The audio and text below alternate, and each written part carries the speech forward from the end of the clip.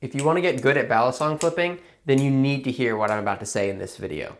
If you feel like you're in a plateau and you just haven't been getting better, then watching this video and following these tips, you will get out of this plateau and you will find that you are enjoying balisong flipping a whole lot more. I had just watched Pets Flips' most recent Bally Thoughts video, and I left a comment on there and I thought I could expound on that, and I figured I'll just make a video because I want to make a lot more videos about just the soft skills of balisong flipping, not necessarily tutorials on a specific trick or combo, but just how to get better at flipping, and this is one of them. I'll have his video linked in the description so you can go watch that next. But a couple of points that I got out of it was that basically balisong flipping is a skill that most people can get really good at.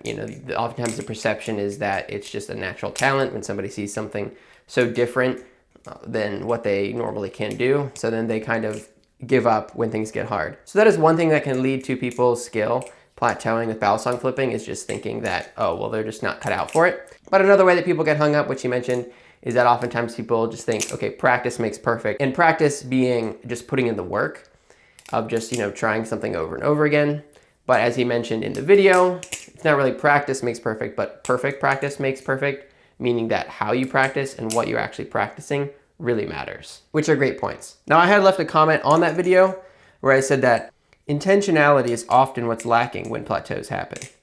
Having specific tricks or combos to practice and not letting yourself get sidetracked during a session is key. We will naturally go to what is easy when what we are trying to learn inevitably gets hard.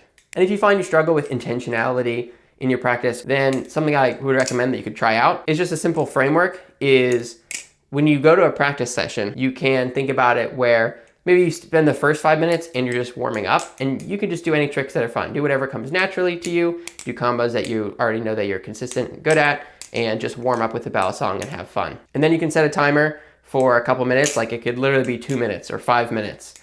Honestly, probably the shorter the better, and just pick one trick and just intentionally practice that trick.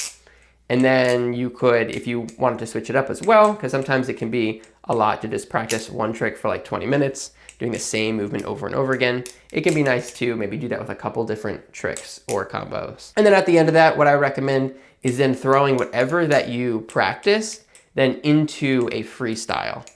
And that can help kind of solidify what you've learned and get it into your muscle memory and integrate it into now whenever you just flip for fun, you'll naturally want to go and to do those things. So for that practice outline, you could just spend, get a timer, spend 5 minutes just freestyling, having fun, warming up, then spend 5 minutes on each trick or combo that you're trying to work on.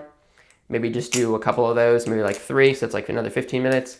And then you can spend 5 minutes or however much time you have just freestyling and integrating those things that you previously practiced into your freestyles. And if you do that, you'll find it'll help you get out of a rut, learn new things, and have fun while doing it. So, sounds like a win to me. Okay, so intentionality is important. We will naturally go to what is easy when what we are trying to learn inevitably gets hard. And that leads right into my other point in the comment that I left, which would be that the other thing is not shying away from things that are hard. Once again, the default is to learn things that come easily. But if you let what comes easy to you define your style, you're not going to be happy with it. Choosing what to learn based on what you think is cool, no matter the difficulty, will be way more satisfying. Now, what better way to illustrate this than with 2 personal examples of things that I've been practicing in my flipping literally this week. So the first one is related to the palm fan, specifically when wanting to go from a palm fan into a thumb rollover. Now, there's 2 ways you can do this. You can do it like that, where you interrupt the palm fan to drop it over, or you can go right into it like that. The first way is much easier, but it interrupts the flow of the palm fan as you have to drop down the handle before throwing it over your thumb. And the second way is more difficult, but to me it just looks way cooler as you're just kind of inserting your thumb and transferring the momentum over it to go into that thumb rollover. Of course, taking into consideration I'm still working on getting that second version down, so it doesn't look as smooth. Now naturally, when I learned the palm fan, I learned it with that kind of drop down method first because it's just way easier and it's a lot more intuitive. But I never really liked that. Like, I always knew that I could have just thrown it over that. And I'd even experimented with that and tried it, and I had done it before. But just because it was harder, just made it so I just never put in the time to learn that more difficult way, which I liked more. Which meant that I always had that area of my style that I just never really liked. But I don't want my style to be defined by what just comes naturally to me or what is easier, but actually what kind of tricks that I actually like. So that's why I've been working on trying to get down the harder version so I can use that instead. Now the second thing I've been working on is related to the backhand fan. Now Saruman Flips, he's on Instagram and YouTube, and you should definitely check out his channel.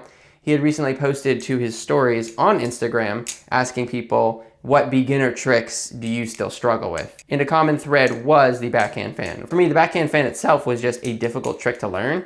And also I just struggled with figuring out how to go in and out of the trick. Saruman Flips had asked, what are some ways that you guys get into the backhand fan? And so I shared, some things that I do onto my stories. And with that also, because all of them, they ended up with me going from the backhand fan to the palm fan.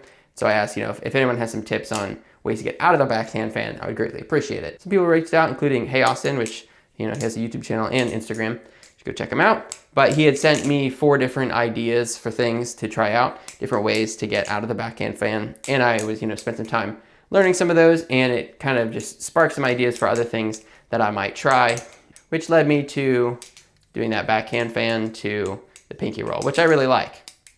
Now the trick itself was difficult for me, but not only that, coming up with ways to get in and out of the backhand fan that I really liked was also really difficult. And so because it was difficult and it just didn't come naturally to me, I never truly integrated it into my flipping. But I know that if I'm intentional, I put the work into learning these more difficult tricks, I'll be able to build a style that I really like, and I'll be able to get it down consistently. Now I have a bonus tip. This is something that I don't think is talked about nearly enough, and that is that hard tricks become as easy tricks when you get them down cleanly and consistently. Now, what do I mean by that? Take the whip rollover.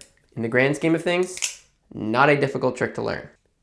And now take the reverse shortstop.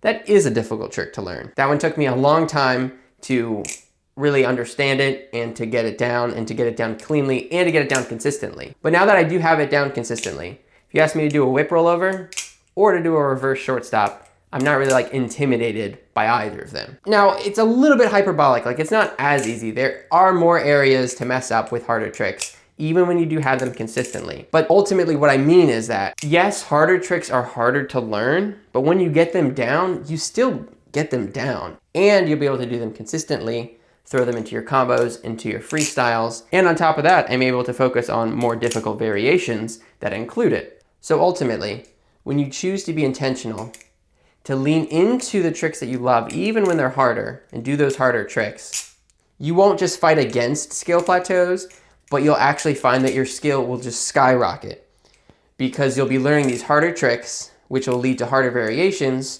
which will lead to just overall just a better understanding of how the Balisong moves in many different ways, and just a greater skill for learning new tricks as well. But it doesn't mean you stop leaning into what's hard, because as you learn harder tricks, you can unlock, being close in skill level enough to learn even harder things and to just really push the art of Balisong forward.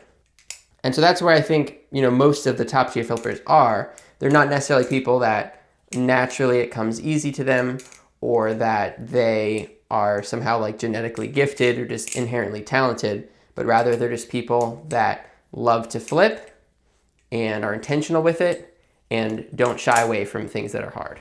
So there you go. Now you know not only how to break past skill plateaus, but avoid them in the first place. And not only that, but develop a style of flipping that you truly love. There's a ton more I could cover, like how do you find out what to learn, or how do you, even learn some of those tricks in the first place. So let me know if you like this style of video and if you want me to cover more of those topics in the future. Shout out once again to Pez Flips for, making really just all of his videos. They're all great, and I just appreciate his Bally Thoughts series, and yeah, he always has great takes. You should go check out his video that inspired me to make this one. You can go watch that next, and I will see you in the next video. Thanks for watching.